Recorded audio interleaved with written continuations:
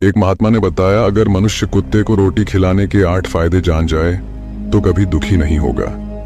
महात्मा ने बताया, कुत्ते को एक टुकड़ा रोटी खिलाने से क्या फल मिलता है।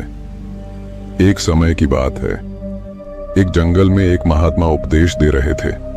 तभी सबल नाम के शिष्य ने पूछा, गुरुदेव, मेरे मन में एक प्रश्न उठ रहा है। महात्मा ने कहा, भन्नते निसंकोच होकर पूछो, आपके मन में वह कौन सा प्रश्न उठ रहा है। तब सबल ने कहा, गुरुदेव, मैं यह जानना चाहता हूं कि कुत्ते को एक टुकड़ा रोटी खिलाने से मनुष्य को कौन सा फल मिलता है।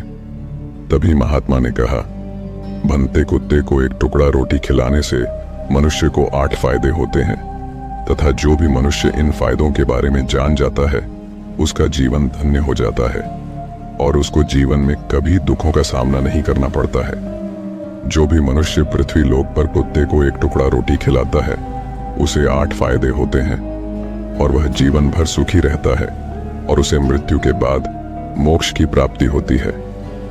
महात्मा ने कहा, अक्सर मनुष्य कई मौकों पर कुत्ते का नाम लिया करते हैं।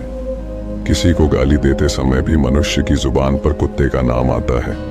मनुष्य गाली आदमी को देता है परंतु नाम कुत्ते का बदनाम होता है। तो क्या कुत्ते का जीवन इतना गया गुजरा है।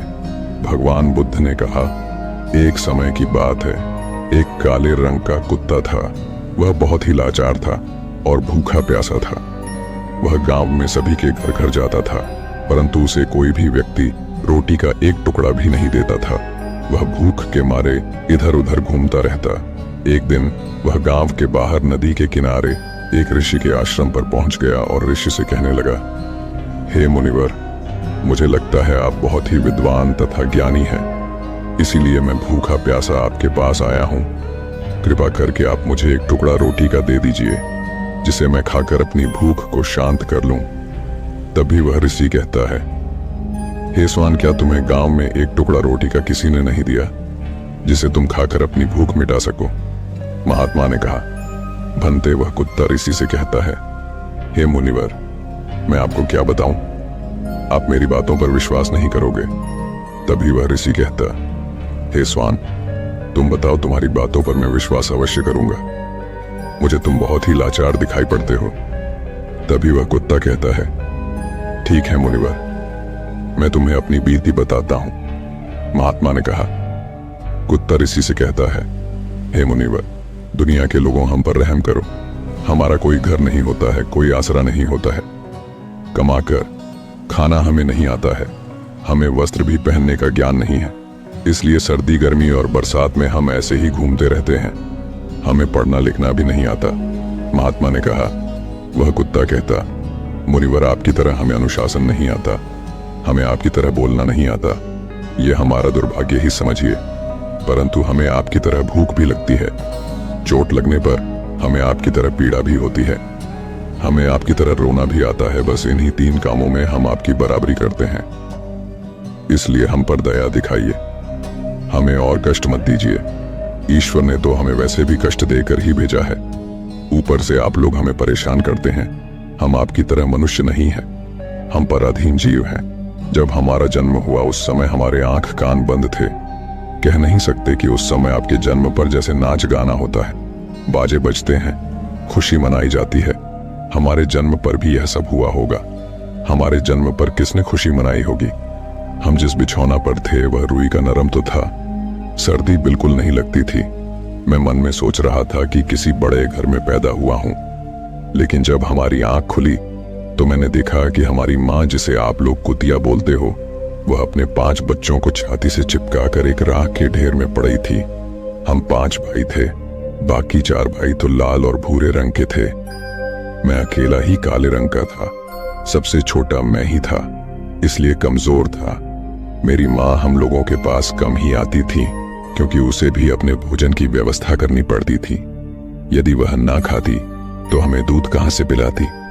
उस एक माँ पर हम 5 भाई निर्भर थे।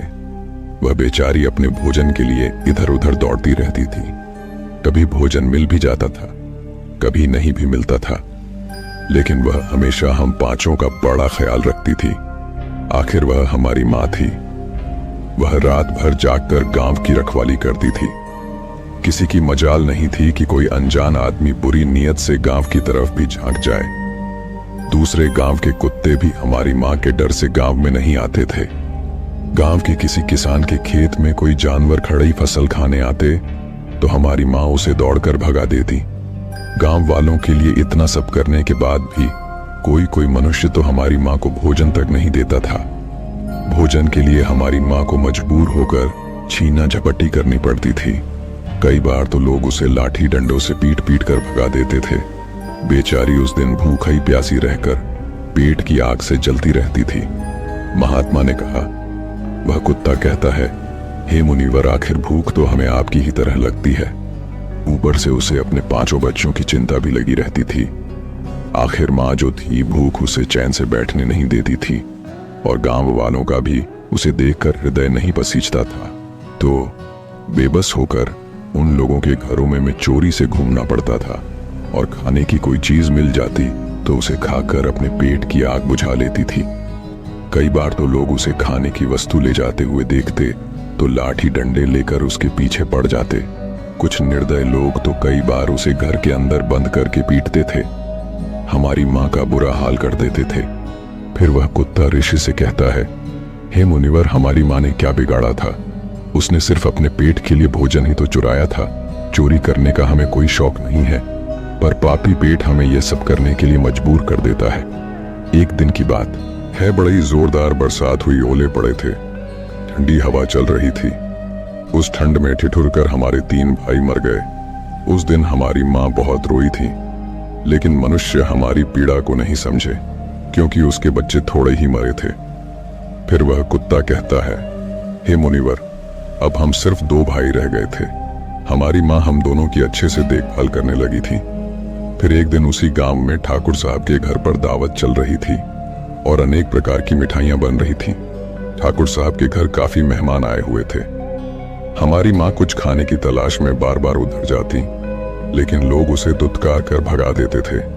किसी को उस पर इतना भी तरस नहीं आया कि एक रोटी उस बेचारी को खाने को फेंक दे। एक रोटी से उनका क्या बिगड़ जाता। मेरी माँ बार बार जाती और वहीं खड़ी खड़ी देखती रहती थी। ठाकुर साहब के आंगन में दावत खाने का सिलसिला चालू हुआ। भोजन परोसा जाने लगा। मेरी माँ भी वहीं जाकर पूछ हिलाने लगी। खाना परोसने वाला आदमी जब किसी काम से भीतर गया तो मेरी माँ दबे पांव रोटी लेने को चल पड़ी। फिर दूसरे आदमी ने मेरी माँ को जाते हुए देख लिया तो चारों ओर से लोग चिल्ला चिल्ला कर उसकी तरफ भागे। मेरी माँ उनकी चीख सुनकर घबरा गई। 2-3 आदमी लाठी लेकर उसके पीछे बड़ी बेहरमी से दौड़े। मेरी माँ वहां से घबरा कर भागने लगी, परंतु उसे वहां से निकलने का कोई रास्ता नहीं मिला क्योंकि सामने से लोग लाठी डंडे लेकर आ रहे थे। तभी मेरी माँ वहां पर जो लोग भोजन कर रहे थे उनको लांघ कर निकल गई। महात्मा ने कहा, आगे वह कुत्ता कहता है, हे मुनिवर, मेरी माँ अपने निकलने पर इतनी हैरान नहीं थी जितनी कि उन लोगों को देखकर हुई थी जो वहां पर दावत खा रहे थे। वह सब उठकर खड़े हो गए। उन्होंने भोजन करना छोड़ दिया और कहने लगे कि कुतिया के लांघ जाने के कारण भोजन भ्रष्ट हो गया है। सब एक दूसरे से विचार विमर्श कर रहे थे कि अब क्या किया जाए। खाना तो सब खराब हो गया। फिर ठाकुर साहब फूट फूट कर रोने लगे।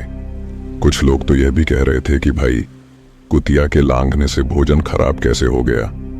उसने खाने में या पतलों में मुंह थोड़ी डाला है, सिर्फ ऊपर से लांघ कर ही तो गई है। और कहने लगे, शहरों में तो लोग कुत्ते को पालकर घर के अंदर सुलाते भी हैं और खिलाते भी हैं, तो इसमें कोई बुरी बात नहीं है। अगर कुतिया लांघ कर गई है तो भोजन खराब नहीं हुआ है। लेकिन उनमें से कुछ लोग बड़े घरों से ताल्लुक रखते थे, उन्होंने एक भी नहीं चलने दी। कह रहे थे कि भोजन तो भ्रष्ट हो गया है, यह हमारे खाने के लायक नहीं है। आखिरकार उन्हीं की बात मानी गई। अब तो वह सारा भोजन गरीबों में बांट दिया गया। उस दिन तो मेरी माँ को खूब पेट भर के खाना मिला था। ऐसा सुख उसने जीवन में कभी नहीं पाया था, लेकिन वह सुख उसके लिए बड़ी मुसीबत बन गया। वह भोजन करके वहां आराम से लेटी ही थी। उतने में वह ठाकुर डंडा लेकर वहां आ पहुंचा और उसे बुरी तरह से पीटने लगा। उसे बाहर भागने का भी कोई अवसर नहीं मिल पाया। डंडों की चोट से वह बुरी तरह से चिल्लाने लगी। माँ का विलाप सुनकर पत्थर भी पसीज जाता है, पर उस निर्दय को उस पर जरा भी रहम नहीं आया। वह उसे कठोरता पूर्वक पीटता रहा। माँ का वह सौर पूरे गांव में सुनाई दे रहा था। तब कुछ लोग आए और उसे समझाते हुए बोले, ठाकुर साहब, जाने दो, भूख में तो आदमी की भी बुद्धि भ्रष्ट हो जाती है। ये तो एक पशु है, इसे अच्छे बुरे का क्या ज्ञान। अब इसे मारकर आपको क्या मिलेगा? जो होना था सो हो गया। लोगों के समझाने के बाद उसने हमारी माँ को पीटना बंद किया। माँ ने आकर सारी कहानी हम दोनों भाइयों को सुनाई। हमने सोचा कि कितना कष्ट भरा है हम कुत्तों का जीवन। आदमी एक रोटी के टुकड़े के बदले एक चोर की जितना पीटता है। बेकार है ऐसे लोग जो हम लोगों की पीड़ा को नहीं समझते। महात्मा ने कहा, वह कुत्ता कहता है, हे मुनिवर, एक दिन की बात है, उसी गांव के बाहर एक ब्राह्मण आकर ठहरा हुआ था। उसने अपने भोजन के लिए एक जगह चूल्हा बनाया और उस पर दाल बनाने के लिए रख दी। उसके बाद आटा गोद कर रख दिया। वह वहीं पास में कुएं पर पानी लेने चला गया। इधर कहीं से मेरी माँ भी घूमती हुई वहीं पहुंच गई। उसने आटे को देखा तो सोचने लगी कि शायद इस आटे का कोई मालिक नहीं है। यही सोचकर वह उस आटे को खाने लगी। उधर उस ब्राह्मण ने कुएं के पास से देखा कि उसका आटा एक कुतिया खा रही है, तो वह बड़ा दुखी हुआ। वह बेचारा रोने लगा, क्योंकि वह भी 2 दिनों का भूखा और थका हुआ था। कुछ लोगों ने उससे कहा, अरे ब्राह्मण देवता, इस कुतिया ने तुम्हारा भी आटा बिगाड़ दिया। कल तो इसने ठाकुर साहब की पूरी रसोई बिगाड़ कर रख दी। ब्राह्मण दुखी होता हुआ बोला, भाई, मुझे क्या मालूम था, यह दुष्ट कुतिया मेरे आटे को खाने के लिए घात लगाई बैठी है। ब्राह्मण ने ना आव देखा, न ताव लाठी लेकर उस कुतिया के ऊपर टूट पड़ा। माँ उस आटे को ठीक से खा भी नहीं पाई थी, पर उससे ज्यादा की उस पर लाठी बरस गई। महीनों तक मेरी माँ लड़खड़ाते हुई घूमती रही। तब उस दिन समझ में आया कि आदमी कितना खुदगर्ज है।